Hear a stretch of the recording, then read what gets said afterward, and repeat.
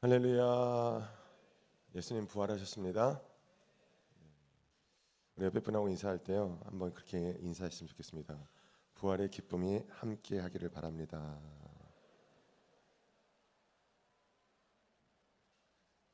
한 번 더 인사하실 때요, 예수님이 당신을 끔찍하게 사랑하십니다.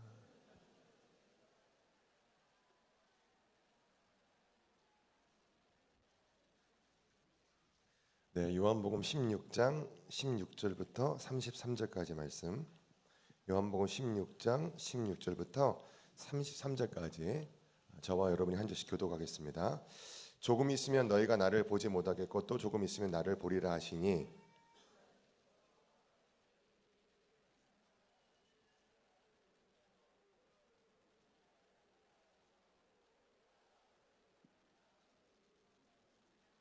또 마르되 조금 있으면이라 하신 말씀이 무슨 말씀이냐, 무엇을 말씀하시는지 알지 못하노라 하거늘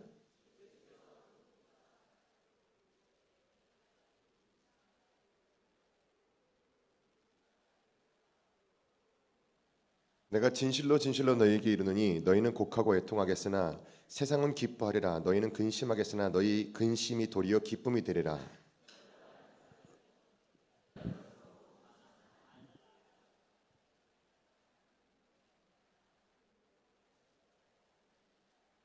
지금은 너희가 근심하나 내가 다시 너희를 보리니 너희 마음이 기쁠 것이요 너희 기쁨을 빼앗을 자가 없으리라.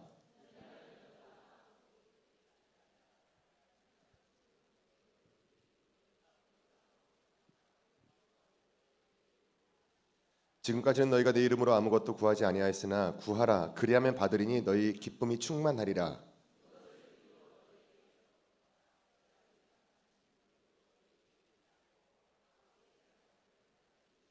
그날에 너희가 내 이름으로 구할 것이요 내가 너희를 위하여 아버지께 구하겠다 하는 말이 아니니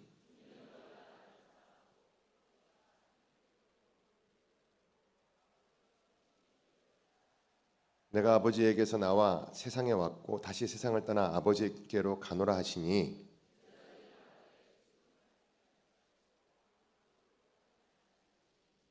우리가 지금에야 주께서 모든 것을 아시고 또 사람의 물음을 기다리시지 아니한 줄 아나이다. 이로써 하나님께로부터 나오심을 우리가 믿사옵나이다.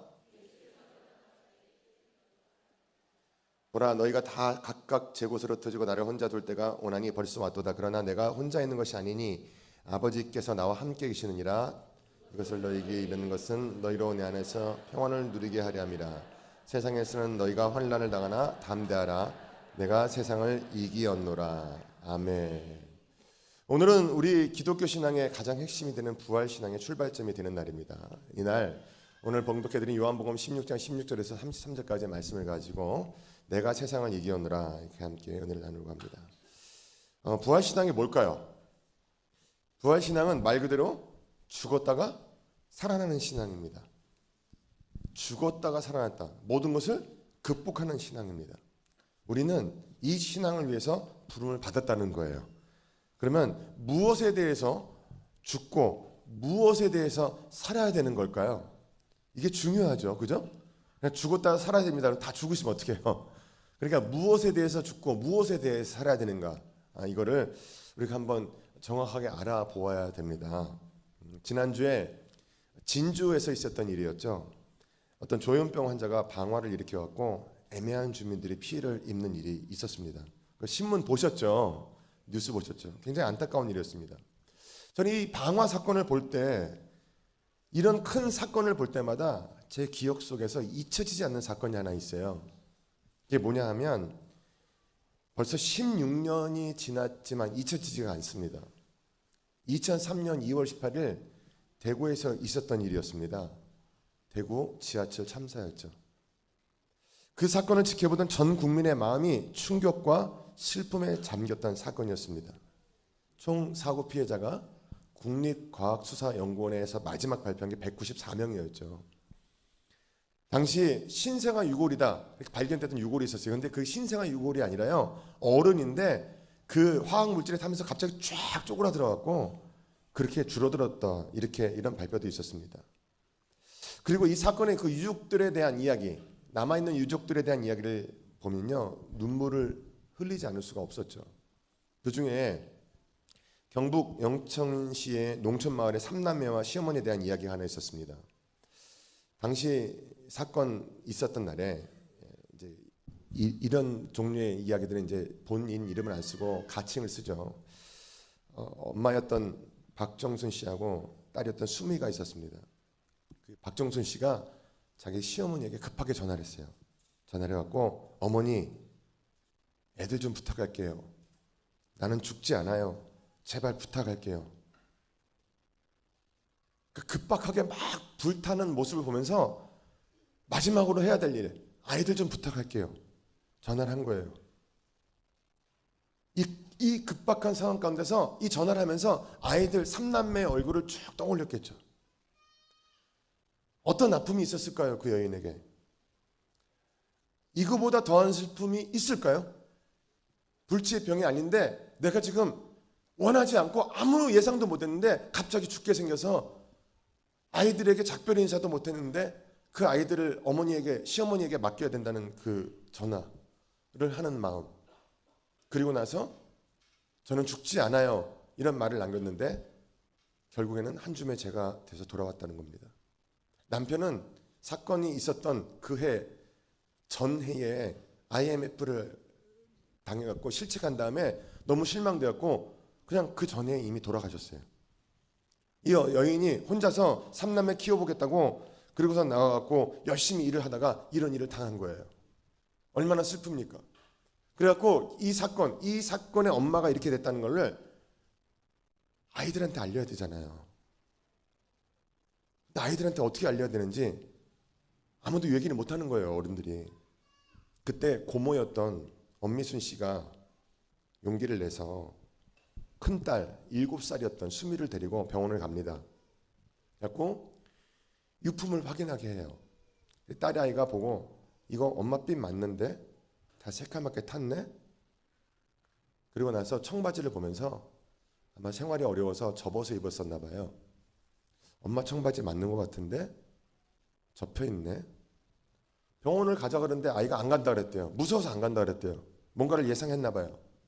근데 억지로 아이를 끌고 엄마 때문에 가야 되는데 안 갈래? 그 이야기를 듣고 따라 나서서는 이제 유품을 보고 돌아오는 거예요. 그때까지도 고모가 이야기를 못 합니다. 그래갖고 지나오는데 상점에서 TV에서 그 사건 이야기가 또 나오니까 그 TV를 보고 겨우겨우 입을 띄워서 이야기를 하는 거예요. 수미야, 엄마가 저 지하철에 탔었어. 어떻게 됐을 것 같아? 고모, 당연히 죽었겠지. 저렇게 연기가 많은데 어떻게 안 죽을 수 있겠어. 이제 깨달은 겁니다. 그러면서 한마디 더 합니다. 엄마 참 바보야. 버스 타고 갔으면 참 좋았을 텐데.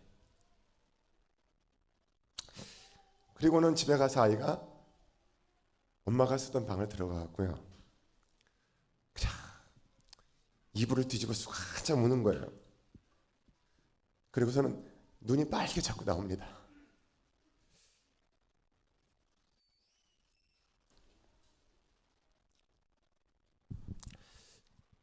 고모가 물어봐요.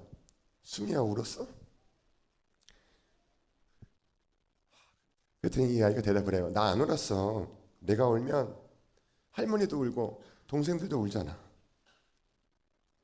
안 울 거야.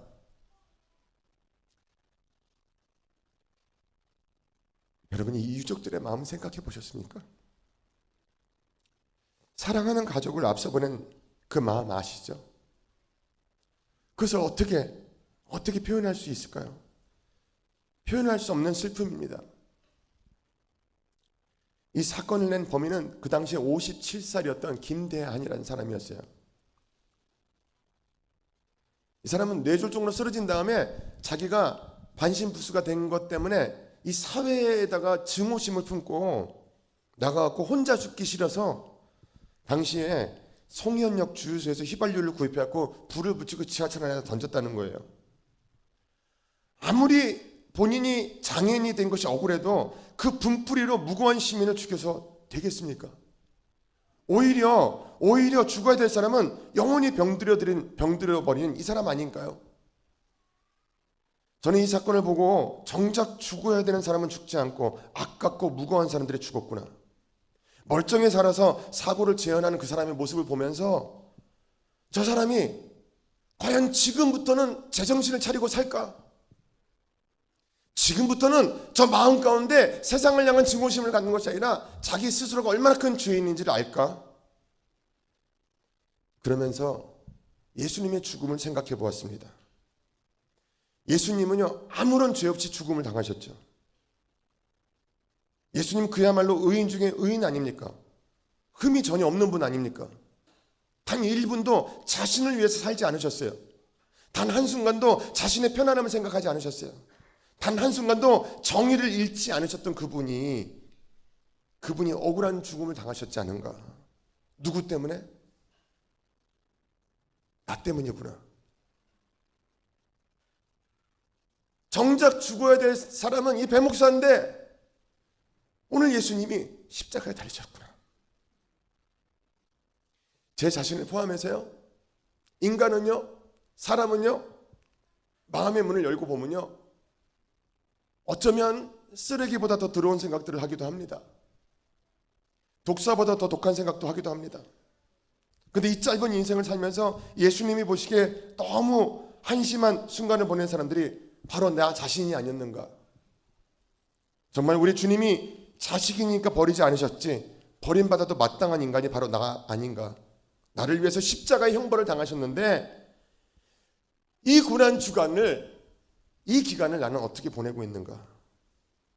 심한 자책감이 제 마음 가운데 찾아왔습니다. 그리고 이제는 그분의 죽음, 그 의로운 죽음을 생각하면서 진실한 삶을 살아야 되지 않겠는가? 십자가 앞에 서 있는 신앙생활을 해야 되지 않겠는가? 다시 한번 다짐을 해보았습니다. 오늘 본문은요, 16절에 이렇게 말씀하고 있죠. 예수님이 제자들에게 내가 너희를 떠날 것이지만 조금 있으면 나를 볼 것이다. 이 말씀을 듣고 제자들이 이해를 못했어요. 무슨 이야기지? 무슨 이야기지? 그럼 그들에게 이해를 시키시면서 내가 일단 떠나는데 내가 떠남으로 너에게 큰 기쁨이 올 거야. 이런 말씀을 하고 계시죠. 자, 여러분, 그러면서 무슨 비유를 하세요? 출산하는 여인의 고통의 비유를 이야기하세요. 여자가 해산이 되면 그때가 이르렀으므로 근심하나 아기를 낳으면 세상에 사람 난 기쁨으로 말미암아 그 고통을 다시 기억하지 아니하느니라. 여러분, 출산할 때 저는 캐나다에서 저희 큰아이 둘째 아이를 다 낳았기 때문에 아기를 낳을 때 같이 들어가 있었어요.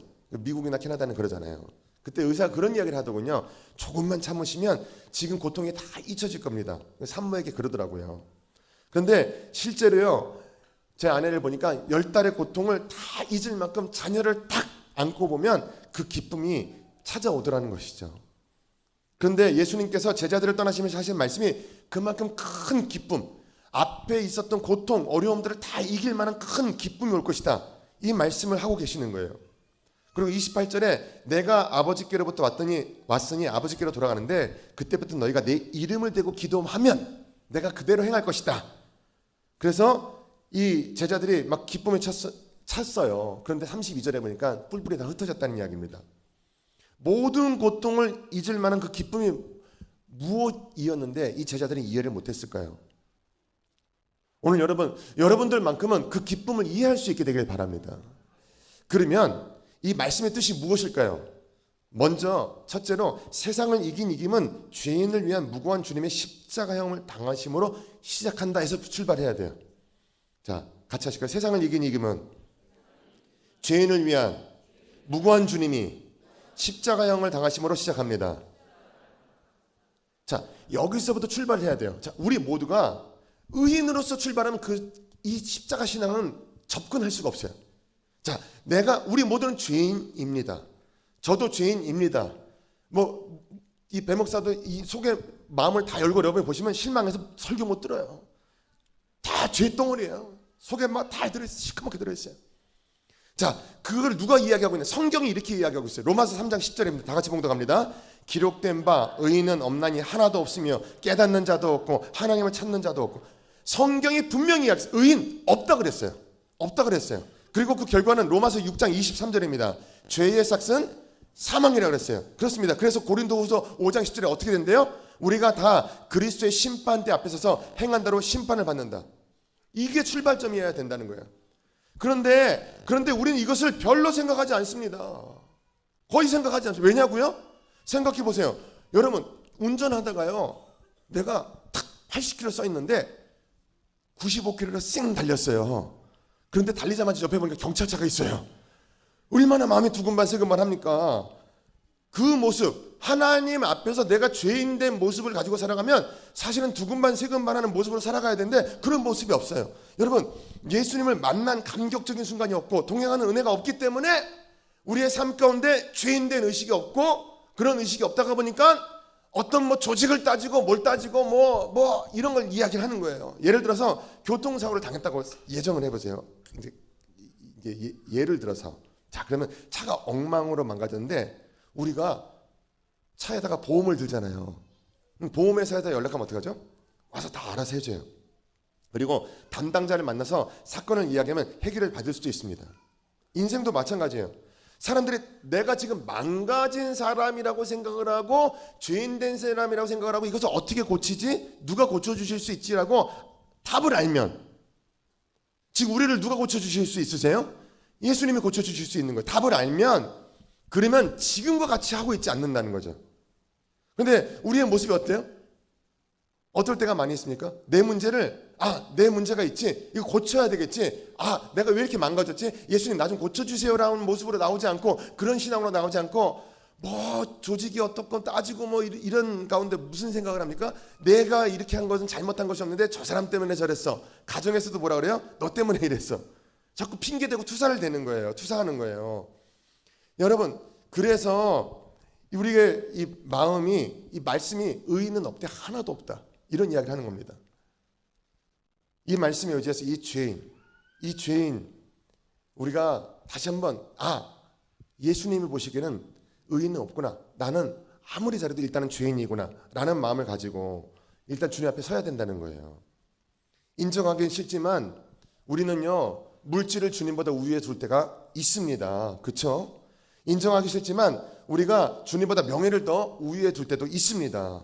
그래서 이중적인 인격을 가지고 나왔다는 것을 주님 앞에 드러내놓고, 주님 제가 이 정도밖에 안 됩니다, 좀 고쳐주셔야 됩니다 라는 마음으로 나와야 십자가 신앙이 시작이 된다는 거예요. 그럼 언제나 그렇게 나와야 된다는 겁니다. 그래서 예수님 앞에 나올 때 그 대신 이겁니다. 예수님은 그런 나를 용서해 주시는 분임을 믿고 맡기기를 원하는 마음을 가지고 나와야 돼요.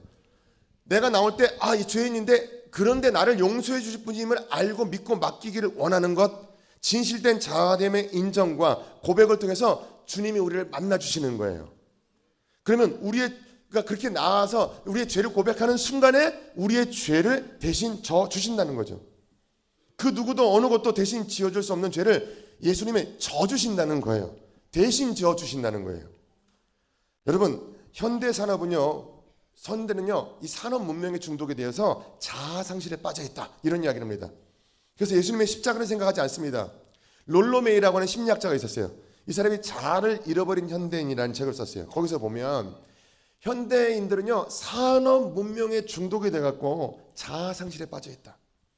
그렇습니다. 우리는요 이 산업 문명 속에서 뭔가 다른 것에 정신이 잔뜩 팔려 있어요. 솔직히 이야기해 보세요. 어디에 정신이 팔리셨습니까? 드라마에 정신이 팔리셨습니까? 우리 장영국은 명품에 정신 팔린 사람은 별로 없을 것 같아요. 그죠? 거기에 팔려 있습니까? 뭔가 다른 것에 계속 정신이 팔려 있는 거예요. 그래서 예수님의 십자가를 생각하지 않아요. 무언가 머릿속에 가득하기는 한데 예수님이 아니에요. 열정이 다 식어버렸습니다. 회개해야 됩니다. 우리 모두 예수님의 십자가의 영적인 의미를 다시 한번 확인하고 그 은혜 속에 들어갈 수 있게 되기를 바랍니다. 그러려면 출발이 어디여야 되냐? 나는 항상 죄인으로서 하나님 앞에 서야 된다는 거예요. 성경은 의인은 없대 하나도 없다 그랬지, 맞아 나는 의인이 아니구나, 이것부터 출발해야 된다는 거예요. 그래서 그리스도인의 십자가의 진정한 의미를 깨닫지 못할 때 그의 삶에 사랑이 빠져버린다는 겁니다. 자 그러면 이 기준을 가지고 두 가지를 제가 말씀드릴게요. 이제 두 번째로, 세상을 이긴 이김은 부활을 통해서 하나님과 새로운 관계의 회복을 이루어주시는 거다라는 거죠. 자 같이 할게요. 세상을 이긴 이김은 부활을 통하여 하나님과 새로운 관계의 회복을 이루어 주십니다. 네, 이런 이야기입니다. 우리는요, 십자가를 통해서 새로운 관계를 맺어야 되는 거예요. 십자가를 통해서 죄 때문에 만나지 못하던 하나님을 만날 수 있는 화해가 이루어져야 된다는 거예요. 자, 새로운 관계를 가진다. 자, 26절에 이런 말씀하고 있습니다. 그날에 너희가 내 이름으로 구할 것이요. 이제는 내가 너희를 위해서 죽음으로 새로운 관계가 시작됐다는 이야기예요. 새로운 형식이 만들어졌다는 이야기예요. 새 역사가 시작됐다는 거예요. 이거 어떤 관계입니까? 예수님의 이름만 믿으면 하나님을 만날 수 있는 관계입니다. 여러분, 우리가 하나님을 만날 수 없었어요? 없었어요. 왜 없었어요? 죄 때문에 못 만났어요. 그런데 예수님 때문에 만날 수 있게 된 거예요. 예수님이 중재자가 되어주시기 때문에 만날 수 있게 된 거예요. reconcile, 화해, 회복입니다. 십자가는 뭐예요? 하나님과 우리 사이의 회복입니다. 화해를 이룬 겁니다. 그 사랑을 통해서 죄 때문에 단절된 하나님과의 관계가 회복이 되는 거예요. 다시 한번요. 그 사랑을 통해서 죄 때문에 단절된 하나님과의 관계가 회복이 되는 거예요. 근데 우리가 이 관계의 회복을 모르는 거예요. 깨닫지 못하는 거예요. 왜요? 너무 현실적인 것에만 집착하고 있어요. 눈앞에 당장 보이는 것에 너무 정신이 빠져있기 때문에 그런 거죠. 자, 그럼 우리는 이미 2000년 전에 예수 그리스도께서 십자가에 못 박히심으로 인해서 회복된 하나님과의 사랑을 통해서 우리의 전 인격을 통해 사랑을 받고 있는데 그것을 모르고 가끔 공허감에 빠진다는 거예요. 이 눈물 나는 사랑을 기억하지를 못해요. 이제는요, 오늘을 기해서 새로운 시각으로 주님을 바라보아야 된다는 거죠. 하나님의 자녀는요, 하나님께서 하시는 모든 일을 수용해야 돼요. 그래서 십자가를 볼 때 십자가 안에서 세상 어디를 보아도 하나님의 사랑을 발견할 수 있어야 된다는 거죠. 하나님은 내가 이미 태어나기 전부터 가장 소중한 사람으로 나를 이미 사랑하고 계셨어요. 깨닫고 나니까 그렇게 느껴지는 거예요. 인정하게 되는 거예요. 여러분, 사람은요, 아무리 머리가 좋아도 4살 전의 일을 기억하지 못한대요. 4살 전의 일을 기억하지 못한대요. 만약에 여러분이 엄마 젖을 먹던 기억이 났다. 그 사람은 5살까지 먹은 사람이에요. 좋게 표현하면 굉장히 귀하게 큰 사람이고요. 조금 이렇게 제대로 표현하면 어이 징그러워요. 가장 소중한 사람. 근데 여러분, 사랑을 제일 많이 받을 때가 언제냐면 젖 먹을 때 가장 사랑을 받지 않을까. 엄마가 아이를 젖을 먹일 때 일로 와봐 막 이래요. 이렇게 안고 이렇게 막 정말 사랑스럽게 쓰다듬잖아요. 근데 그 가장 사랑스러운 그 기억을 여러분 하세요, 못하세요? 못해요. 4살 이전의 기억은 기억이 안 나요. 그런데 그렇다고 해서 여러분이 사랑을 못 받은 겁니까? 가장 소중한 사랑 못 받은 겁니까? 아니잖아요. 기억 안 나도 그 사랑은 있었던 거예요. 인정하시죠? 그 사랑 때문에 우리가 사랑하고 있는 거예요. 하나님이 나를 사랑하시는데 벌써 오래전부터 우리가 이미 죄인 되었을 때부터 내가 사랑을 받고 있다는 거예요. 그 놀라운 사랑, 어떻게 보면 내가 지금보다 더 고귀하고 소중한 사랑을 이미 받고 있었던 거예요. 그런데 우리가 어떻게 합니까? 좀 물질이 모자라면 물질 주세요. 막 기도하잖아요. 하나님 이거 주세요. 여러분 여기다가 이거 안 주세요. 그럼 또 화나는 사람들도 있어요. 왜 안 주세요? 왜 나만 안 주세요? 여러분 현실적인 고집을 피우지 않고 있는가? 솔직히 생각을 해보세요. 여러분 주시지 않는 것도 사랑이에요? 맞습니까? 여러분 사랑하는 자녀들이라고 달라는 거 다 줍니까? 엄마 칼 갖고 놀게 칼 주세요. 칼 안 주죠 당연히. 사랑하는 자녀들이 달라고 할 때 다 주는 게 아니에요. 여러분 철든다는 게 뭐냐 하면 빼앗기고 나서도 빼앗는 것도 사랑이구나 라는 것을 깨닫는 사람이 철든 사람이에요. 때리는 것도 사랑이구나 라는 것을 깨닫는 사람이 철든 사람이에요. 잔소리도 사랑이구나 라는 것을 깨닫는 사람이 철든 사람이에요. 이때부터 알기 시작합니다. 우리는요 뭔가 보상으로 주세요 아니에요. 받은 사랑에 오직 받은 사랑에 내가 가장 알맞게 받았구나, 가장 알아서 하나님이 주셨겠지라고 받은 사랑에 만족하는 거, 그것이 하나님의 사랑을 깨닫는다는 그 사랑이라는 거예요. 이 점을 깊이 생각해야 됩니다. 영혼을 위한 닭고기 스프라는 책에 나온 여러분이 잘 아시는 내용 중에 하나인데요. 들어본 분도 계실 거예요. 이런 일이 있었어요. 어떤 여인이 30대 후반인데 수술을 하다가 수술을 잘못했고 눈이 실명이 됐어요.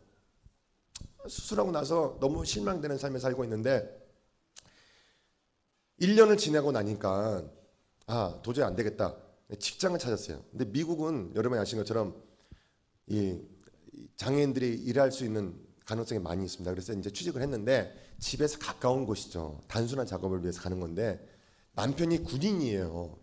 군인인데 날마다 이제 이 부인을 데리고 아침에 손잡고 버스를 타고 그다음에 타고 가서 내려서 이제 들어가서 여보 빠이빠이 하고 이제 들여보내는 거예요. 그런데 몇 개월 지났어요. 이제는 이 부인이 혼자 가도 되겠다 싶었고 이제 부인한테 이야기를 한 거예요. 여보, 이제부터는 당신 혼자 가도 될 것 같아. 그때 여자가 뭐라고 그랬을까요? 5글자로 너 변했구나.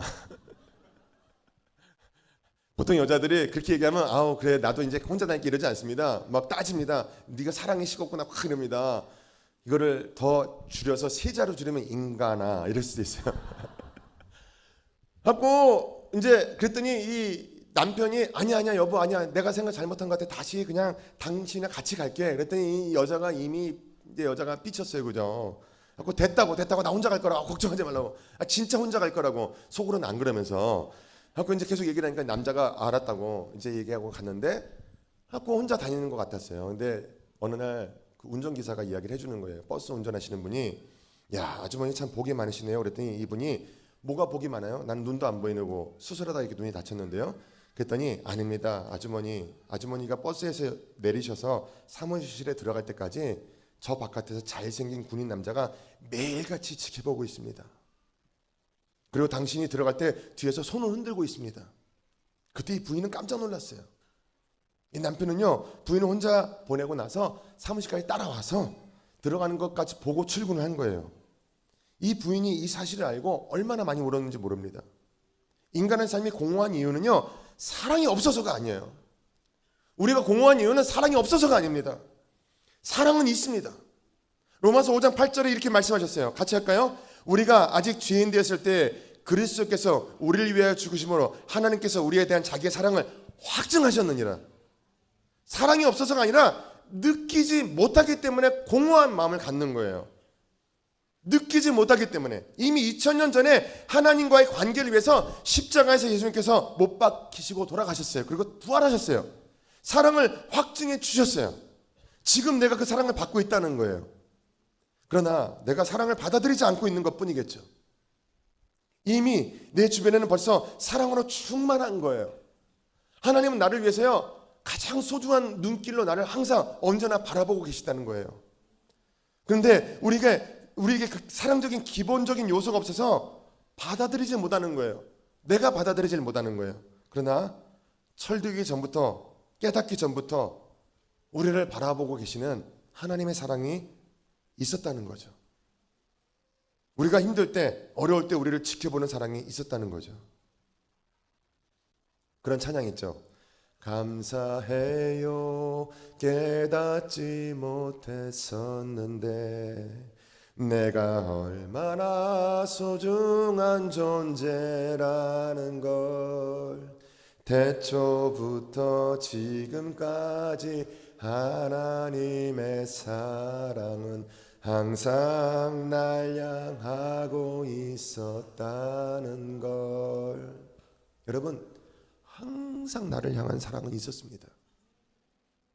여러분 어려울 때 여러분을 바라보시고 귀를 기울이시고 여러분에게 빛을 비추시는 하나님의 사랑 이제는 느끼시기 바랍니다. 인정하시기 바랍니다. 믿으시면 아멘 하실까요? 태초부터 그 사랑이 있었음을 인정하고요. 지금도 그 사랑이 우리 생활의 모든 것에 가득함을 믿으시고요. 언제나 주님의 그 사랑에 올바로 응답할 수 있는 그 십자가의 신앙이 여러분의 신앙이 될 수 있기 바랍니다. 아무도 막을 수 없는 사랑, 우리를 죄에서 해방시키신 그 감동적인 사랑, 십자가에 못 박히면서까지 사랑하신 그 풍성한 사랑을 통해서 우리 영혼의 어두워진 구석구석을 하나님의 사랑의 빗살로 가득가득 채우시기를 바랍니다. 우리 옆에 분에게 한번 이렇게 고백할까요? 당신은 참 고귀한 사랑을 받고 있군요. 다시 한번 이렇게 대답해 주시면 감사하겠습니다. 당신은 그 사랑으로 승리할 수 있습니다.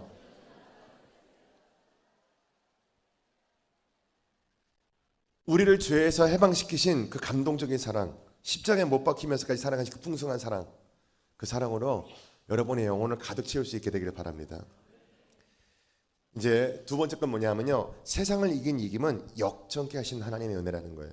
같이 하실까요? 세상을 이긴 이김은 역전케 하시는 하나님의 은혜입니다. 이 말씀 좋아하시죠? 세상에서는 너희가 환난을 당하나 담대하라, 내가 세상을 이기었노라. 우리가 십자가를 바라보면서 받아야 하는 은혜는요, 십자가 밑에서는 모든 것이 선을 이룰 수 있다는 겁니다. 십자가 밑에서는 모든 것이 선을 이룰 수 있다. 하나님은요, 악을 선으로 바꾸는 분이에요. 다시 한번, 하나님은 악을 선으로 바꾸는 분이에요. 우리가 괴로워하는 악까지도, 우리가 너무너무 괴로워하는 악도 하나님은 선으로 바꾸실 수 있는 분이라는 것. 그래서 우리가 환난을 당하나 담대하게 그냥 마음을 먹고 가면 그 능력을 맛볼 수 있다는 거죠. 그러므로 우리의 인생에 들여진 모든 환난을 우리는 그 환난 자체만 바라보지 말고요, 그것을 역전케 해주실 하나님을 바라보아야 된다는 거예요. 인류의 역사상 이런 악이 손으로 바뀐 예는 얼마든지 많이 있습니다. 인류 역사에 대해서 글을 썼던 역사가 토인비가 이런 이야기했죠. 이것을 역사의 역설이다, 이런 이야기를 했어요. 역사의 역설이다. 역사적으로 보면 역설적인 결과들이 많이 일어난다는 거예요. 그래서 선을 가져올 의도가 아니었는데 악한 것이 선을 가져다 준 예가 있다라는 것을 보면서 역사의 역설이다라는 이야기를 했습니다. 자, 예를 들어 드릴게요. 여러분, 이 로마가요, 지중해 연안에 있는 나라에다가 사방으로 고속도로를 닦았습니다. 도로를 닦았어요. 로마가 도로를 닦았어요. 그 닦여진 도로는 지금 우리가 생각할 때, 여러분 비포장도로 기억나세요? 옛날에 시골길 갈 때 비포장도로 갔죠. 근데 거기에 이 길을 다 깔았는데 얼마나 잘 깔았냐면, 그 도로를 통해서 이 모든 곳을 당시에 막 정말 사통 발달할 수 있는 그런 만큼 도로를 잘 깔았다는 거예요. 그래서 그 목적이 뭐였냐? 지중해 연안에 해적이 나타나면 빨리 가서 죽이려고 그걸 깔은 거예요. 그리고 나서 로마의 어떤 통치권을 강화하려고 그걸 깔아놓은 거예요. 그런데 여러분, 그 경제적인 부흥을 가져오기 위해서 깔았는데 황제들은 그 도로를 통해서 거의 목적을 이루지 못했대요. 왜? 자기네가 이미 그걸 지배하려고 했지만 로마가 안으로 부패해서 절대 권력은 안에서 부패하게 되어 있습니다. 그거 아시죠? 그래서 망했어요. 그런데 그 당시에 이 바울의 그 길을 통해서 그냥 황제들이 보기에는 거의 거지에 불과한 게 바울이 아니었습니까? 근데 바울은 그 길을 다니면서 오히려 그리스도의 복음을 전파하는 길이 되었다는 거예요. 놀라운 일인 거예요. 이것을 역사의 역설이라고 이야기합니다. 자, 한 가지 더 예를 들어드릴게요. 역사의 역설. 자, 욥기를 보시면 욥이 고난을 당했죠. 어떤 고난을 당했어요? 첫 번째, 욥은요, 자기가 이 모든 물질을 잃는 고난을 당했고요. 두 번째는요, 가정을 잃어버렸습니다. 세 번째는요, 건강을 잃었습니다. 네 번째는 영적인 고민가에 빠졌어요. 그런데 그 가운데 욥이 자, 사단의 계략은 뭐였어요? 욥이 어떤 모습을 보일 것을 생각하고 악한 일을 계속한 거예요?